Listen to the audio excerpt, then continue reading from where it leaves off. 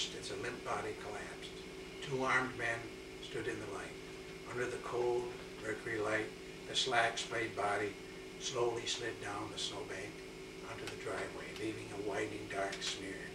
Clouds of steam rose from the nostrils of the armed men. Wisps of steam curled up from the dark stain.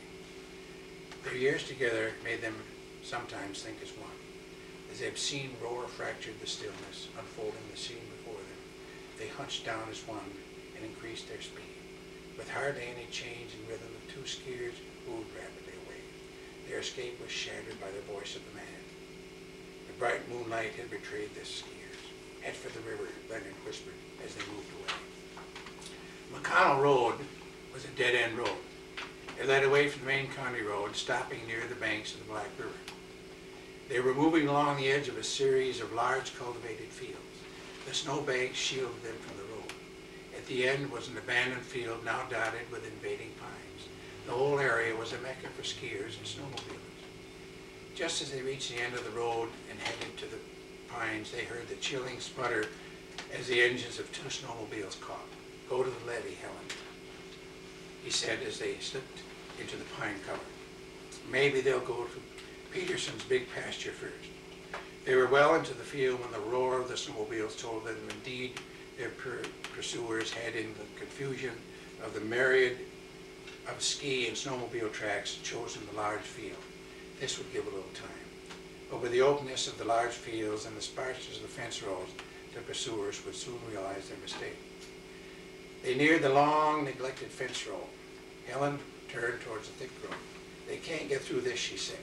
"They follow us here. They have to go all the way around to get on our track." Leonard's assent was silence. They knew each other's minds. Slowly they picked their way through the thick growth of trees and brush. Several times a year, for thousands of years, the Black River has flooded its banks. The load a stream can carry depends upon its velocity. The faster it flows, the more silt it can carry. Whenever it slows down, it drops some of its load. As the Black River overflows its banks, covering its floodplains, it becomes a lake with a fast-flowing stream in the center. As the water moves away from the central current, it drops some of its silt. Over the ages, this deposition has resulted in prominent natural levees. They cut through the thick fence line and approached this natural levee, on which was a narrow road. Some years before, someone had cut the maple and basswood on the levee for a mile or so, leaving behind the narrow track. As they moved along the curve of the river, they could see behind without turning their heads. Suddenly, the abandoned field they had just left exploded with lights of two roaring snowmobiles. The beams crisscrossed as the pursuers searched for their tracks. Old ski and snowmobile tracks provided some delay, as did the fence line, but soon they could see that the lights were on the woods road. To the west was the river, ice-covered but treacherous with hidden weak spots. To the east was a large marsh. Flooded in the fall, it had frozen over, acquiring a covering of snow provided a pool table smooth expanse that attracted skiers and snowmobilers. The road began to narrow. Soon it would be a dead end. "Turn around and go back track," Leonard whispered. For a minute or two, they skied back towards the approaching lights. Then he turned off the trail into the brush on the edge of the levee. The steep sides of the levee, some 10 to 15 feet high, were thick with small but sturdy saplings. "Go down on the marsh, on the ice," he said to his wife. "Duck down and don't move when they go by." She turned and started through the thicket of saplings. Fear-generated sweat trickled down the small of her back, but her eyes were clear and her breathing was steady. Westerly winds, responding to the natural sapling snow fence, had deposited 8 to 10 feet of snow in the lee of the levee. They crouched down, almost completely hidden in the deep snow, as the two snowmobiles roared past. Light on her feet and skillful with her skis, Helen deftly made her way down the deep snow to the ice on the marsh, her heart pounding as adrenaline coursed through her veins. Keep in the shadow and head for the access road," Leonard said softly. She reached the ice and turned to the shadow. Larger and heavier, Leonard had more difficulty in the thicket and was well behind her. 300 yards ahead, the two snowmobiles were forced to halt. There was no more trail. There were no more ski tracks. Victimized by the old but simple trick of backtracking, the two angered men had to manhandle their vehicles to turn around in the narrow path. This gave Leonard time. The two machines came to a stop above him as he silently struggled through the deep snow and the stubborn undergrowth. The two pursuers dismounted and picked up the tracks. "They're just ahead of us," Shotgun said coldly. Carrying his shotgun, he plunged into the deep snow. While the skis were cumbersome in the thicket, they gave Leonard an advantage. They kept him from sinking deeply. The desperate man above him floundered, at times almost over his head in the deep snow. At last, Leonard reached the snow-covered ice. The moon to the west made the marsh a brilliant white counterpane. The high levee cast an inky black shadow along its edge. Swiftly, he melted into the comforting dark charcoal shadow. He heard his nemesis behind him reach the ice. He heard him shout, "They're on the ice just ahead of us." Just ahead, the levee was broken by an ancient drainage ditch, allowing a bright slash of moonlight to be splashed through the shadow ribbon that rimmed the marsh. Leonard would be flooded with light as he passed through it. He crouched low to present a small target. With extra spurt, he moved into the brilliant patch of light. Behind him he heard, "I see one." Leonard tensed, expecting to hear the deadly roar of the big shotgun and feel the slam of shot into his body. There was a roar, a cry, a curse, but there was no thickening, sickening thud of buckshot tearing into the flesh. He drew in a long, deep breath of relief as the tension in his body began to ebb. Within minutes, he caught up with Helen. They sped into the bright white of the frozen marsh and crossed to the access road. Though they were now well out of shotgun range, the dark tunnel of the access road offered a welcome comfort. In minutes, they were on the edge of the well-traveled county road. Headlights appeared in the distance, and Leonard dropped to the road. He waved his arms and brought the vehicle to a halt. There was a pickup truck with Matt Walton, the town of Gregg road supervisor, at the wheel. They blurted their story. Butcher skis and poles in the back, and alcohol on the CB. In the few seconds it took to load and get in the cab, Matt had made contact with the nearby sheriff's patrol. "I have to check the Independence River Bridge," he said. "Then we'll go back and see what happened." During the time it took to drive to the bridge and turn around back towards McConnell Road, the CB hummed with messages. As it turned off the main road onto McConnell Road, they could see flashing lights everywhere. They arrived at the scene of the shooting just as the sheriff's department snowmobiles returned with the two pursuers. One was bandaged, the left side of his head and scalp severely lacerated. In his struggles to get through the deep snow to the ice on the marsh, he had inadvertently plugged the shotgun barrel with snow. When he pulled the trigger, the shotgun muzzle settled in the middle of Leonard's back. The plugged barrel burst. Metal fragments flew backwards and slammed into his face. "Quick justice this time," they heard the deputy mutter. Very excited.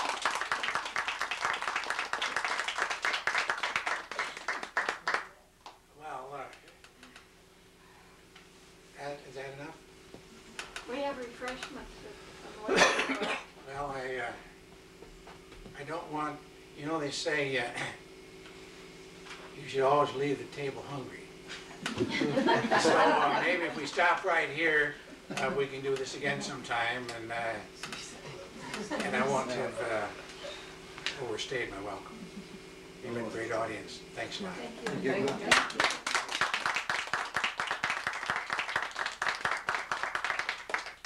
In the dining room there. Norton's illustrations. He does a great job, and he illustrated all those things for me. I'm a barber shopper, and this is the barbershop house organ, comes once a month. I've thought at times it was kind of dull, and one time I had an idea, and I wrote a story about two hound dogs who are musical hound dogs. One's a bass, one's a tenor. And they take over a barbershop chorus that is on a downhill spiral, and they bring it back up. And that's what the story was about, and the editor thought it ought to be illustrated, and so I suggested that John do it, and he did. He did 3 illustrations for it, which are great. Maybe I'll take time to read this to you and then pass this around. You can see his illustrations. The Spruce Grouse Chorus was on a downhill glide. Our membership had dropped by 1/3 in the past 5 years. Meetings were lackluster and attendance was sporadic. Most of the time we sat around and talked about the good old days. We hadn't been to competition in 2 years. Actually, of course, if you're not a barbershopper, you don't, a lot of this you're going to miss. We have competition twice a year where everybody in this particular section is about 12, 14 chapters. We compete and see how well we're doing. We hadn't been to competition in 2 years. It wasn't that we didn't like it, we did, but with our low membership, we couldn't qualify. That kind of took the starch out of us. In order to qualify in the competition, you have to have at least 20 members on stage. This group apparently didn't have that many. For old times, we still practiced our 2 numbers every year. To save time, we always used the same 2 songs. This got kind of boring after a while, but we had rehearsed them for so long, we got to thinking our mistakes were pretty good. And then Fed Schlemonger came into our lives. Fed lived on Tug Hill, a high plateau west of the Black River and east of Lake Ontario. Tug Hill is regarded as a wasteland by most area residents. In winter, the winds off the lake become saturated with moisture, rise over Tug Hill and deposit the moisture as snow. So Tug Hill has lots of snow and lots of winter. Hardy souls who live there claim they have 10 months of winter and 2 months of poor sledding. Actually, this is probably an exaggeration. As a snowmobiling, it's usually pretty good all through July and August. Fed came in one night out of the blue, or out of the white, as a raging Black River blizzard was in progress. Fed drove his snowmobile up to the vestibule of the Granite Rock of Ages Baptist Church and announced that he wanted to sing Barbershop Harmony. This was our first guest in 4 years. At the particular moment, Bird Carlquist, our director, was having trouble finding his pitch pipe. Fred gave a clear A and we were off and singing. At the end of the meeting, Fred said he would like to be a grouse, and there were no questions on our part. The Spruce Grouse Chorus has always been thin in the bass section, and Fed was a welcome addition.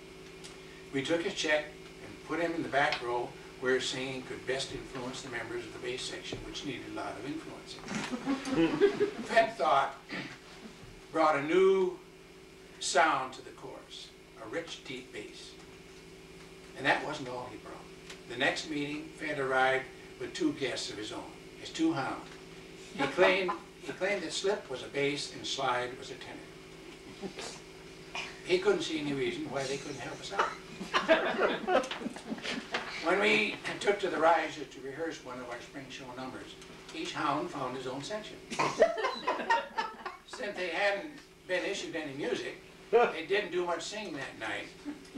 Fed said they couldn't read music too well anyway, but they both had good ears because they were part bloodhound and part wolfhound. This is probably why they stood so high on the risers. A few weeks later, Sour Praise got over his cold enough so that the 4 Woodchips Quartet could sing a few of their songs. Both Slip and Slide moved right down front. You could tell they liked quartet singing. Their tails wagged like mad when the chips sang their tags. When they ended, the hounds barked and howled in appreciation. This embarrassed us as we had taken the Woodchips for granted. After that, we all joined in with the hounds and clapped real hard whenever the quartet performed. Our director wasn't having much success teaching us our vowels until one night the hounds got disgusted with our efforts. They went up front with Bird and howled about 8 or 10 vowels.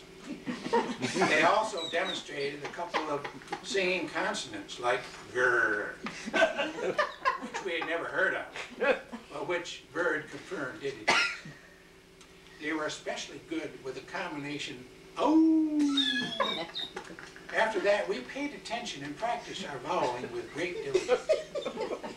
Before long, we were as good as the hounds. After a few meetings, the hounds became restless. Some ones thought they were bored, and some might like some variety. So we started warming up with a different set of songs each night. Not only did the hounds like it, but the membership began paying attention. This encouraged Yodel Edmore to get some music committee together and come up with some definite meeting outlines. BH, before hounds, each meeting developed as it went along. The variety kept us on our toes. The attention span of the hounds was short, so we had to keep singing something different all the time. It turned out that many of the grouse had equally short attention spans, and the variety benefited them too. We used combinations of new and old, long and short, punctuated with renditions by the floor wood chips. The chips produced a whole new routine. Soon we had a few scratch quartets trying to blend their voices. This had the effect of bringing together those who were scared of quartetting. It wasn't too long before a couple of these groups began to work together on the sly. It began to look as though our little chorus would soon spawn some new quartets, and it did. The news of the hounds in the chorus brought a curious guest or two to our meetings. We persuaded some of them to join. This new group was a mixed lot, a couple of woodcutters, a log truck driver, a defrocked insurance salesman, and an assortment of other agricultural and lumbering experts. But they had one or two things in common. They were either dog lovers or they thought they could sing better than the hounds. Actually, the hounds never did contribute much to our singing, but they were real good with our choreography. They couldn't take off hats, but since they had 4 feet, their footwork was twice as good as anyone else's. We found tail wagging difficult, but we did develop a lower body fluidity that made our chorus somewhat distinctive. When we didn't do just as the hounds expected, they would bark us back into line. These candid canine comments gave us a lot of direction. Later that month, we had a sing-out for the Ladies' Aid Society of the Eagle Beak Falls Methodist Church. Slip and slide were a sensation. Word spread all around the county that the Spruce Grouse Chorus had a couple of dogs singing in it. Hetty Merganser, director of the String of Pearls Sweet Adeline Chorus, was heard to remark that the Spruce Grouse Chorus has more than just 2 dogs. Word went as far west as Buffalo, where the district president heard the story and decided to make a surprise visit. He pointed out that never in the world would the International register a pair of hounds. But that news didn't seem to bother Fed. The rest of us weren't sure. We had come to depend upon the hounds. Things came to a head the week before our annual show. Everyone was busy trying to learn the music, having waited until, as usual, until the last week. We were all sitting around at the brig drinking comfrey tea. Win Gismore, master herb grower, had provided the comfrey in place of coffee. Although nobody liked it, we drank it because it was free. Somehow, while we were drinking our comfrey, Slip and Slide got into the music library, a used cardboard box. As we were downing the comfrey tea, the hounds were downing the music. They ate every last sheet, at least $23 worth. Up to this time, we had put up with the hounds' indiscretions. The cleanup committee thought the hounds were not used to coming to church. Some thought the hounds were not used to coming into a house. There were several other valid complaints. Marty Smith stated that he had to deflea himself after each rehearsal. Tony Manna wanted the chorus to buy some breath mints for sliding. So the board had a meeting and decided to tell Fed the dogs had to go. We were all afraid if the dogs went, Fed would go too, and the chorus would really go to the dogs. But Fred was a good guy and took the news gracefully. He said the two hounds really didn't like riding on the snowmobile anyway. The loss of our music put most of us at a disadvantage. Now we had to make up the words as well as our parts. This meant we had to schedule some additional rehearsal hours and iron out our rough spots. We buckled down. The spirit the hounds had raised in us, plus what we had learned in dog obedience school, brought us through the 23rd annual show in fine shape. Eddie Merganser commented that the loss of our music didn't seem to hurt, as we didn't pay much attention to it anyway. In fact, we even sounded a little better without it. The combined gossip and publicity about the hounds contributed to a sellout at the Sheaves of Harvest Grange Hall. We made more than enough money to replace the by now digested music. Fred was usually one of the first to arrive at our meetings. He came down off Tug Hill in a snowmobile, went straight across the valley on across Black River ice right up to the church door. As spring began to warm up, the snow in the valley melted, the ice on the river broke up, and Fred had to go around by the bridge. The snow sled didn't travel too well on the now bare gravel road, so it came to fewer and fewer rehearsals. He did manage to join us at the spring competition. By then we had 20 new members and were able to qualify. Because of our training, we had the best showing ever. We moved up to 19th from 21st. The Spruce Grouse Chorus is now flying high. The new blood has excited the old. The Western Adirondack foothills ring with our music. Our chords rock the Rock of Ages Baptist Church, which creates a problem as the plaster sometimes falls on us. Bird Carl Quist now has a new pipe pitch hanging on a chain around his neck. And we have learned the songs which replace the music ingested by the hounds. The quality of our singing has been improved to a point that Hetty Merganser has asked us to sing at the String of Pearls annual show next year, something she shied away from in the past. All this certainly came about because of two big, rangy hounds. Fred doesn't make many of our summer meetings. He assures us that come first snow, he will be with us again. He stopped in one night to tell us that Slip and Slide have formed a quartet of their own with two Tug Hill coyotes. He says they're tuned pretty well, but they have only one song, My Wild Irish Setter.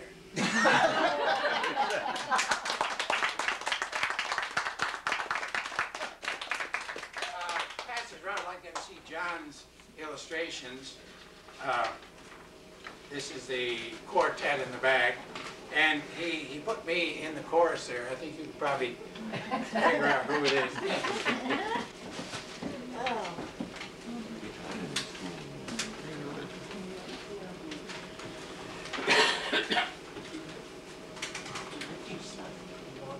No, I do it on a computer. I have a word processor. Oh, that's a great way to do it. Really plans. It makes writing so pleasant. Editing is so much fun. I'll sit down and hours gone by. We had planned on start Of course, my wife did going for a wall. There's your new home, Bill. Oh, yeah, we're living it.